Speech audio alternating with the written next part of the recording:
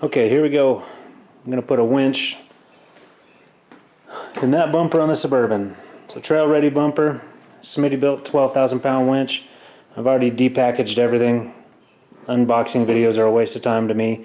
This comes with a lot of stuff, a couple different options and things. I opted for synthetic rope. So it comes with your Haas Fair Lead. Pretty decent instruction manual.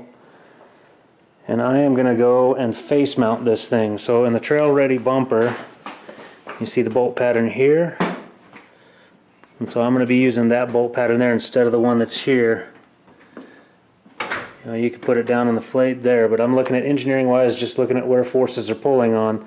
If the winch is pulling this way, trying to pull the truck out, then that way it's pulling against the bolts and not trying to pull the bolts out of the bumper. If it's down there, bolts down versus bolts forward. Don't know how much difference that really makes or not, but that's the one that seems to make sense to me. My winch experience, here's the funny thing, almost 43 years of life, and this is the first time I've bought my own winch. My winch experience comes using Army equipment. Everything from the mile marker 12,000 pound winches that are on the Humvees to the monstrous winches that are on armored combat earth movers. So this is a first for me, actually getting my own winch. So it comes all disassembled like this. You got to put it all together. You need to put your solenoid on, and you got a couple choices for how to do that. You're either going to end up with it to the side or over top, and it gives you brackets for both of those, and that all depends on your bumper situation. For me, the side seems to make more sense because I don't have a lot of top clearance here for it to be on the top, obviously. TrailReady, if you go watch their bumper videos and stuff, they'll tell you put the winch on before you take the bumper and put it on. That's probably easier. But when I bought that bumper, that was a pretty stretch for my budget, so I did not get the winch at the same time. It's now a year or more later that I'm finally getting the winch on. So here we go. Like I said, decent enough instructions as far as instructions go. They give you the bracket, tell you what to use and everything to do. Where is it? Pages forward or backwards? I spent some time reading through all of this. It gives you the wiring diagrams, where to hook everything up. Got all the cables you need for it, so it's just a matter of doing it.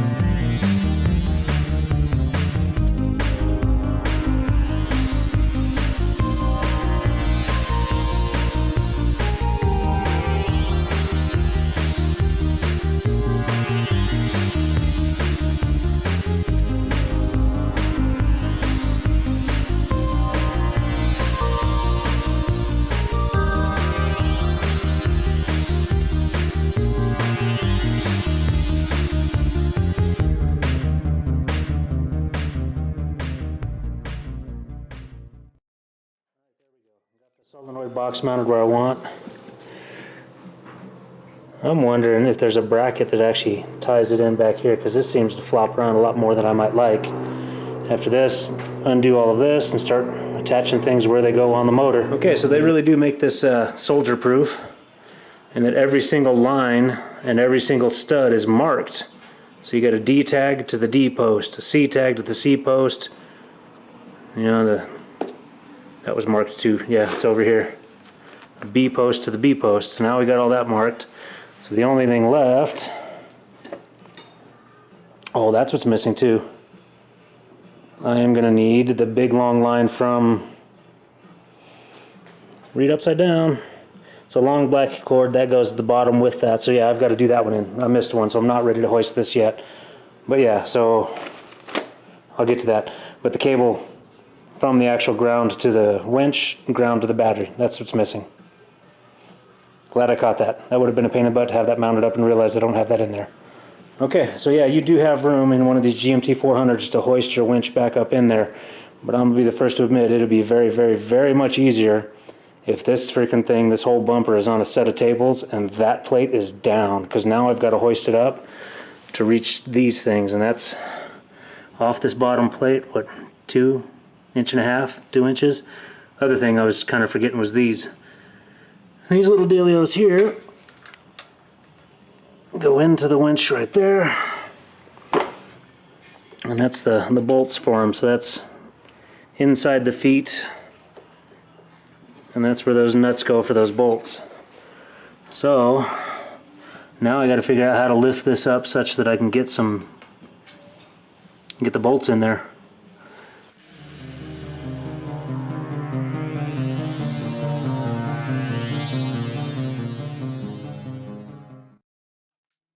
See why I didn't do this winch by myself. This is, wait until my boys are with me, they can help. But if you're going to lift it up from the bottom, I just put my hands through those bottom holes to be able to lift it. They started the nuts, got them generally tight, and not totally torqued down, so I can access in there for those. For that, so I'm using 55. They make all kinds of cool winch stuff. I'm using these little anti-tamper, anti-theft devices. So you can't just come up and unbolt my winch. So it'll keep the honest, that's all it'll do. If you're into stealing winches, you just go buy a set of these nuts and you have this. So just make it one more step of difficult. All right, let's get those in.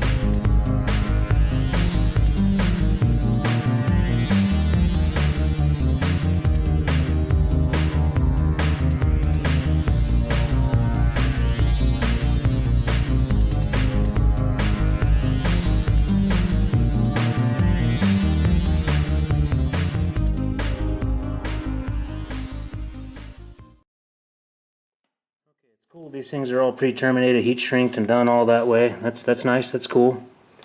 But those lug sizes are anemic. They're not big enough for what I'm doing. I've got a bunch of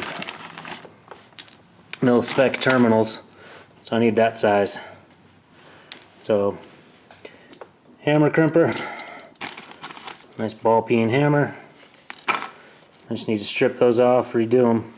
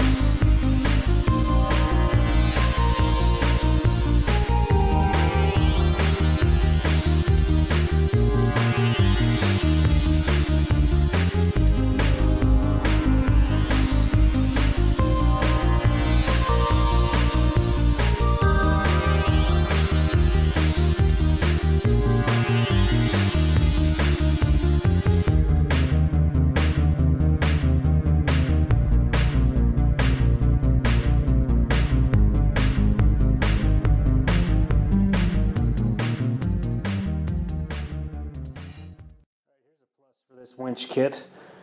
It actually came with both abrasion guards. I mean, that one's really more of a heat guard, but you've got this tubular webbing that's put on as a sleeve over your regular rope. You want it on this end for abrasion resistance, you know, the hook end, but your tie-in end, where they've crimped on this nice little piece that ties into your winch, you want it here to protect it from heat that comes from the drum, because most winches use the drum as a heat sink. It's kind of funny to me. I know a lot about winches because I've used a lot of winches that don't belong to me. They belong to Uncle Sam. But first winch I've ever had myself, 12,000 pound rope, pretty freaking big. If you don't know much about actually setting up the winches and you've got a rope here that's unattached, you need at least 1,000 pound load on this, they say.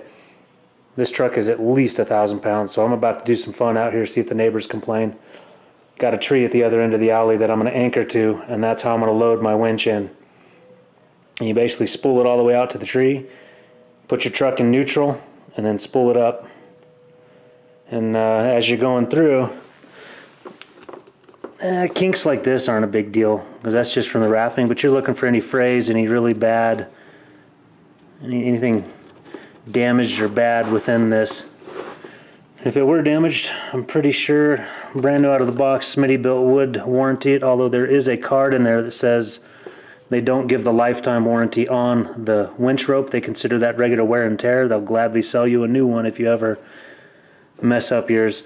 There are kits for these where you get a nice big needle and some things, so if you actually, you know, within the first 6, 7, 8, 9, 10 feet of this you had a problem with it, you can go back and you can reweave like this has been done. You just cut off, so if it was, you know, say you got a big fray right here, cut it off there and reweave it like this is done. I'm not going to show you how to do it because I have no need to do that right now, but it's possible. Just know that's out there when you've got a synthetic line. Hefty forged hook. That'll work for now, but I'm gonna upgrade later. There's always an upgrade, right? But yeah, let's get to it. So that gets bolted in. It slips in through here. It goes the underside of the winch and wraps around to the top and gets bolted in there, and then we line everything up. I'll toss all this on the hood, drive the truck out to where I need to, and then anchor onto the trunk onto the tree. You're doing that, obviously you want a tree saver strap. I've got a nice big 4-inch one, some shackles, and that's how I'm going to go play this game. So I'm going to get to it. Alright, so that right there, you can see the label underneath it, but that's where you actually attach it to. That is not load bearing. All over in the instructions and just general knowledge, you want probably 10 wraps of this cable around the drum, and that friction of that being wrapped around the drum is what's going to do your actual load carrying. That little piece there is just for retention. It does not do the load carry. And it tells you in here, you can see there's an arrow here, which way to run the spool, which way to attach. So this winch actually is, oh, I'd call it soldier proof because it's instructions all over the dang place. I ran my power lines here, you know, negative and positive, directly to the battery. Keep them out of the way of any spinning parts up there. Try to keep them off of anything hot. I ran some split loom. The factory gave you on the positive, but they didn't on the negative, so I put some on the negative. So I just ran that up there. You saw me attach that to the batteries. Now, you can clock this if you want. I decided not to because I can reach it all from up in there pretty easily. But, you know, engaged and disengaged. Yeah. So that's just your clutch for when you're actually free spooling or not. It's labeled there, free spool. And there's a label there for when it's engaged. So free spool's for when you want to pull it out and run up to your winching point, winching vehicle, winching tree, whatever. What we're about to do, I need it engaged. But yeah, pretty simple. Again, this is a pretty soldier-proof winch right here. If I'm able to put it together,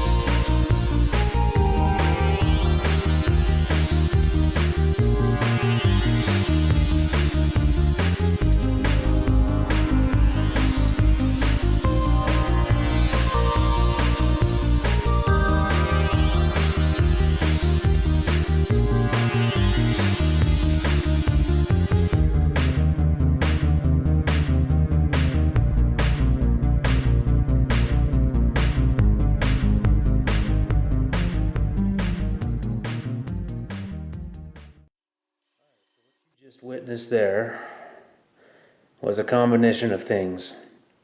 A 15-year-old definitely needs a lot of work in how to hold a camera steady, and my 13-year-old did a pretty good job of steering the truck. Basically, I put it in a neutral for him, had him hit the brakes when I needed to, steer it where I needed to.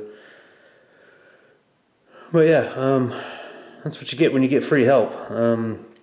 We got done with getting that spooled up and spooled on, and my wife came out and said dinner was ready. And so we parked the truck and popped smoke. And now that I'm editing the video, I realized we didn't do an outro to this video. So if you saw what we did there, yeah, sorry for the shakiness. Not much I can do about it. But you can see exactly, what we went through to spool it on. And I look at it, it's not the best spool job ever. I'd like to redo it, but I'd need a little bit better help than what I've got available to me. So I might try that.